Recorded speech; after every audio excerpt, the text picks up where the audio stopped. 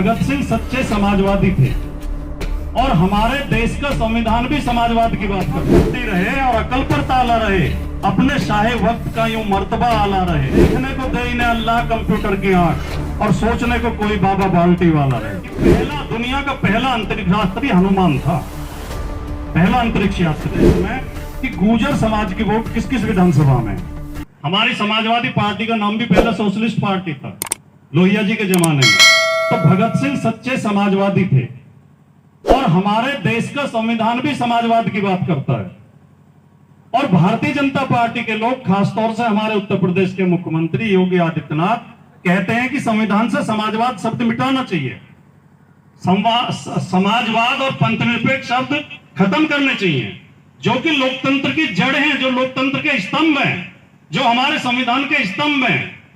तो हमारा दुर्भाग्य यह है कि आज हमारे देश और प्रदेश की कुर्सियों पर उल्टी दिशा में चलने वाले लोग बैठे हैं, जो पीछे की तरफ देख के चलते हैं। इन्हें आगे की समस्याएं दिखाई नहीं देती, इन्हें दिखाई देती है औरंगजेब की कब्र, इन्हें दिखाई देते हैं मुगल, इन्हें दिखाई देते हैं पिछले इतिहास, महाभारत, रामायण की बात करेंगे। अरे आज के नौजवान की समस्याओं की बात करो।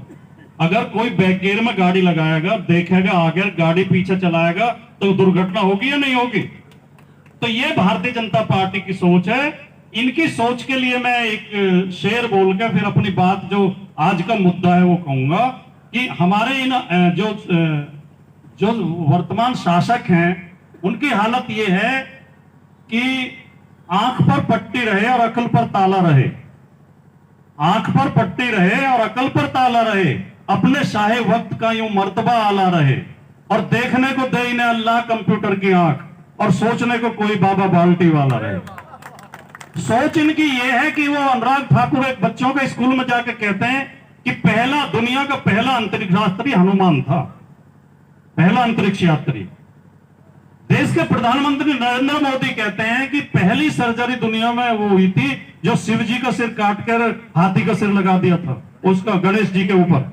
शिव जी ने जो गणेश जी का सिर काट के हाथी का सिर लगा, ये सोच इनकी है। इस सोच से देश को चलाएंगे। हमने जब ये शुरू किया था अभियान, तो हमने ये सर्वे कराया उत्तर प्रदेश में कि गुर्जर समाज की वोट किस किस विधानसभा में। तो हमारे पास रिजल्ट आया कि 30 जिलों की 122 विधानसभा क्षेत्रों में गुर्जर है। और मैंने वो सोशल मीडिया पर डाला, उसका एक वीडियो बनाया और उसकी लिस्ट दी पूरी। उसके बाद मेरे पास 10 विधानसभाओं से और फोन आ चुके हैं। मुझे पता ही नहीं था फैजाबाद की जो मिल्कीपुर विधानसभा है, उसमें भी गुर्जर वोट है। वो हमारे मुस्लिम गुर्जर भाई हैं। ये गुर्जर समाज के लोग हिंदू भी हैं, मुस्लिम भी हैं, सिख भी हैं और बौद्ध भी हैं। ये खड़े हमारे कहाँ गए? परवेज पवार भाई पत्रकार है, वो कर सकती है। ये हमारे गुर्जर भाई हैं। तो एक तो हमें ये बात समझ लेनी चाहिए, ये धर्मनिरपेक्ष कौम है, ये सही हिंदुस्तान का प्रतिनिधित्व करती है, भारत का प्रतिनिधित्व करती है। गुर्जर आपको उसमें भी मिलेंगे, शेड्यूल ट्राइब में भी, गुर्जर ओबीसी में भी मिलेंगे, गुर्जर जनरल में भी मिलेंगे, गुर्जर सिख भी मिलेंगे, आपको मुस्लिम भी मिलेंगे। तो हमने ये सर्वे कराया तो 10 विधानसभाओं से और फोन आ गए। अब स्थिति यह है कि 34 जिलों की 132 विधानसभा क्षेत्रों में गुर्जर है। मैंने अखिलेश यादव जी से बात की, ये खबर चलती है, कई बार मीडिया में आती है कि अखिलेश यादव ने राजकुमार भाटे को जिम्मेदारी सौंपी है। मुझे उन्होंने जिम्मेदारी नहीं सौंपी। मैंने पार्टी से कहा है कि मैं अपने समाज को इकट्ठा करना चाहता हूं। मेरे समाज में राजनीतिक जागरूकता की कमी है, राजनीतिक एकता की कमी है। मेरे समाज की पहचान, खासतौर से मैं उत्तर प्रदेश के संदर्भ में बात करना चाहता हूं।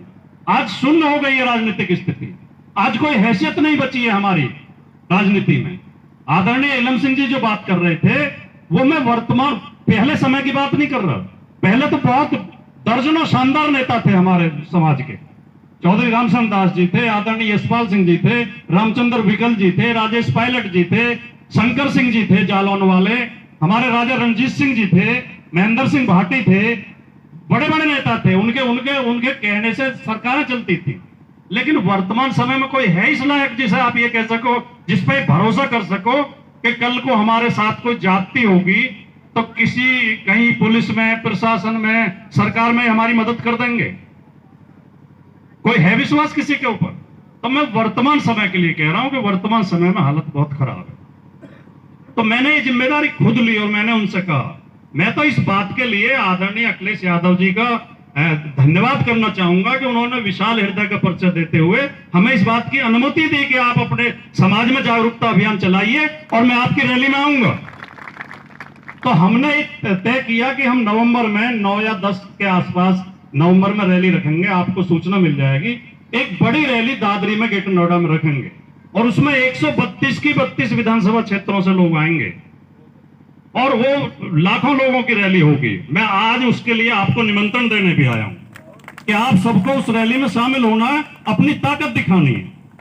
21 सितंबर को उत्तर प्रदेश सरकार ने एक शासनादेश जारी किया कि उत्तर प्रदेश में कोई सभा, कोई सम्मेलन, कोई चौपाल, कोई मीटिंग, कोई रैली, कोई राजनीतिक अभियान जाति के नाम से नहीं चलेगा।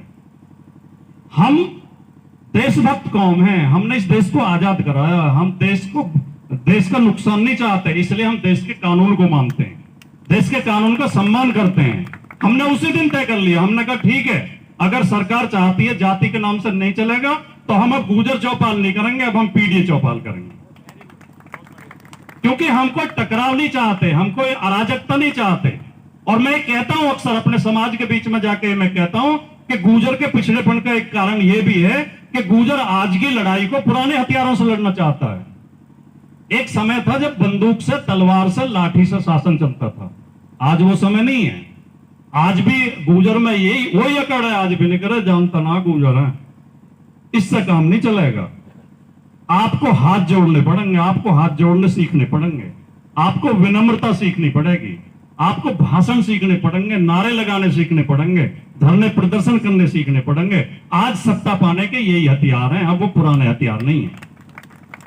तो हम नहीं चाहते बिल्कुल भी टकराव। और जो लोग ये कहते हैं बात बात पे पुलिस को देख लेंगे, प्रशासन को देख लेंगे, अरे पुलिस कौन है? ये इसमें हमारे भाई भतीजे तो हैं, ये कई विदेश से आए हैं। हमारी लड़ाई पुलिस से थोड़ी है, हमारी लड़ाई उस जातिवादी मुख्यमंत्री से है जो लखनऊ में बैठ के लखनऊ में बोर्ड लगाते हैं कि हमने किस जाति के कितने मंत्री बनाए हैं सरकार में, प्रेस कॉन्फ्रेंस करके प्रधानमंत्री और राष्ट्रपति की जाति बताते हैं और मीडिया से ये कहते हैं कि मुझे अपनी जाति के ऊपर गर्व है, मेरी जाति में भगवानों ने जन्म लिया है। तुम्हें अपनी जाति के नाम पर गर्व है तो दूसरे लोगों को गर्व नहीं है क्या? तो हमारी लड़ाई उस जातिवादी सोच से है, जो जातिवादी सोच शिक्षक भर्ती में ओबीसी के साथ बेईमानी करती है और हाईकोर्ट के आदेश के बाद भी भर्ती नहीं करती है। जो जातिवादी सरकार हर चीज में, ट्रांसफर में, पोस्टिंग में, भर्ती में, वोट बनाने और वोट काटने में भी जाति देखती है, यहां तक कि मुठभेड़ में भी जाति देखती है। जब पुलिस मुठभेड़ करती है तो पहले जाति पूछ लेती है, एक जाति का आदमी है तो चालान कर दिया जाएगा और दूसरी जाति का तो पैर में गोली मार दी जाएगी। हमारी लड़ाई इस सोच से है। हम किसी पुलिस से, प्रशासन से, कानून से टकराना नहीं चाहते और हमें यह भी पता उस टकरावट का कोई फायदा नहीं है। कुछ लोग बात बात पर चुनौती देते रहते हैं, हम कतई चुनौती नहीं देना चाहते। हम बहुत अनुशासित तरीके से, कानून के दायरे में, अहिंसक तरीके से, गांधीवादी रास्ते पर चलते हुए राजनीति में अपने हक पाना चाहते हैं, राजनीति में हिस्सेदारी पाना चाहते हैं। तो साथियों, ये हमारी जगह जगह, हर जिले में, हर विधानसभा में ये पंचायतें चल रही हैं, चौपालें चल रही हैं। इन चौपालों के माध्यम से हम लोगों को समझाने का काम कर रहे हैं कि आपकी राजनीतिक हैसियत धीरे धीरे इसलिए खत्म होती गई है। वो शोले फिल्म आई थी एक, उसमें असरानी का डायलॉग याद है आपको कि आधे इधर और बाकी मेरे पीछे। तो हम क्या करते हैं, आधे उस पार्टी के साथ चले जाते हैं, आधे उस पार्टी के साथ चले जाते हैं। तो हमें ना वो पार्टी पूछती है ना वो पार्टी पूछती है।